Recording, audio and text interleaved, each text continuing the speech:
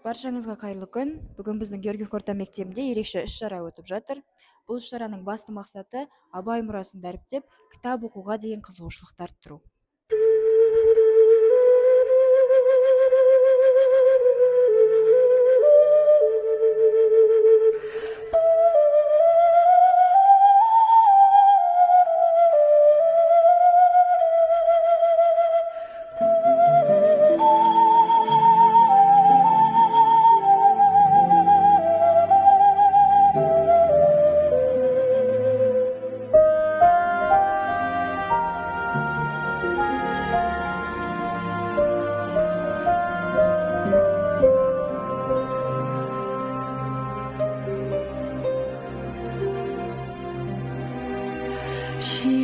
Желсіз түнде жарай, сәулесіз суда дірілдеп, ауылдың жаны терең сай, тасыған өзен гүрілдеп, ауылдың жаны терең сай, тасыған өзен гүрілдеп. Қалың ағаш жапырағы сыбдырласып үнсіз, көрінмей жердің топырағы, құлпырған жасыл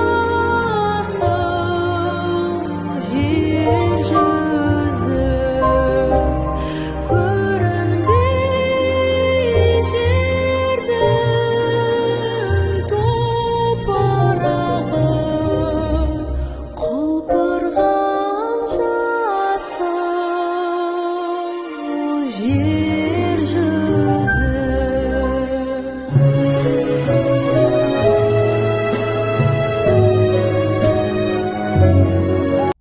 Сәлеметсіз бе, Сан Заманбекович? Дүйсенбі күні бізде үлкен іс-шара өтті Абай жолы романы бойынша. Жалпы өзіңіз Абай жолы романын оқығансыз ба? Және осы роман сіз үшін несімен ерекше? Ол іс-шара өте жақсы өтті, жоғарғы деңгейде, үлкен рахмет. Өзім Абай жолы романын оқыдым, бірақ мектепте оқып жүрген кезде оқығам, ол 12-13 жыл бұрын. Кейбір жерлерінен ұмытып қалдым, бірақ бұл роман өте қатты ұнады маған, себебі біздің Қазақстан халқының тарихы, сол кездегі ата бабаларымыздың кереметті жаңағы олардың ақыл білімі барлығы өте жақсы жеткізілген. Және Абай енді ұлы тұлғамыз ғой, сол кісінің өмірі, ол кісінің жаңағы өзін ұстауы, қалай оқып білім алуы барлығы ерекше жақсы жеткізілген. Және ол кітап мына балаларды, оқушыларды сөйлеуге, сөз мәнерінің көбеюіне үлкен қатты әсер етеді. Өздеріңе де оқуға кеңес беремін. Негізі бір рет емес, оны 2-3 рет оқу керек, себебі өте күрделі, жаңағы біраз түсінбей қалатын жерлер болады. Енді мектепте оқыған кезде соны бірнеше рет оқысаңдар, сондай дүниелерді жақсы түсініп аласыңдар. Рахмет. Сәлеметсіз бе, Кенжегүл Шайсламовна? Сіз қазақ тілі, қазақ әдебиеті пәнінің мұғалімі ретінде Абай жолы романын толық білесіз деп ойлаймын. Жалпы осы Абай жолы романын қазіргі қоғамда не себепті оқу маңызды деп ойлайсыз? Енді Мұхтар Әуезовтің Абай жолы романы ең биік шыңдағы шығармалардың бірі деп саналады.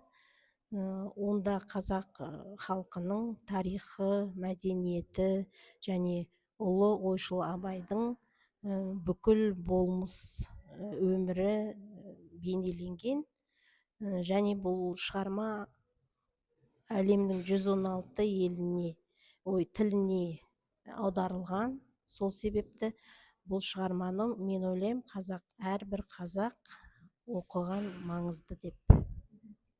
Рахмет. Сәлеметсіз бе, Ерлан Байканович. Өзіңіз білесіз, бізде өте үлкен іс-шара өтті Абай жолы романына қатысты.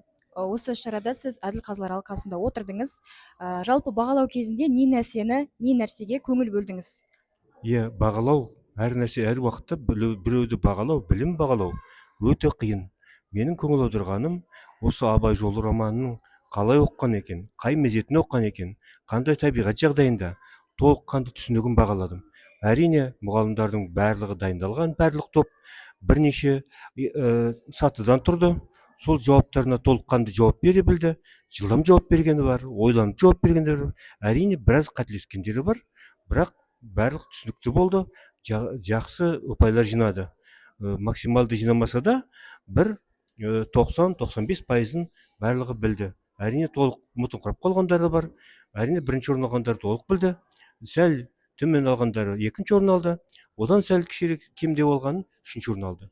Бірақ осы конкурсымыз, сайысымыз өте тартымды өтті, пайдалы өтті. Бұнда енді жеңілген деп есептемейміз. Жалпы білім алғанда адам білім жинау, бұл өмір бақи ол қорек адамға. Абай жолы өмірлік бағдар, соның бәрін біліп оқып қатысқаннан мұғалімдардың өте разы болдық бәріміз. Ал тыңдағандар да разы болды, мұғалімдардың өздері де разы болды. Бұл үлкен бір керемет іс-шара болды. Мен ойлап отырмын, жалғасын әлі табады деп. Рахмет сұрақ қойып, қызығушылық танытып жатқандарыңа. Рахмет көп.